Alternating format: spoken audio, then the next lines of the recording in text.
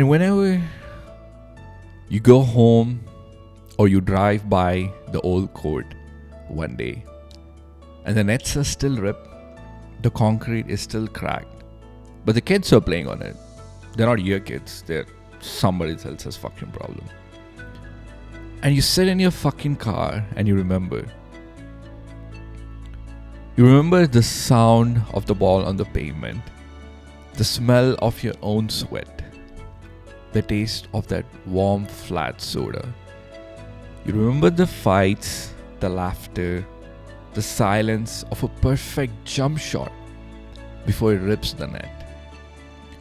You remember your brothers and you wonder where the fuck they all went.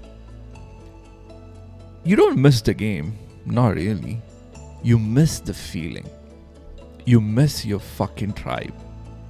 You miss the version of yourself that believed the most important thing in the whole world was getting that ball through that fucking hoop. It was beautiful, stupid fucking religion. And I miss it like a sinner misses his fucking God.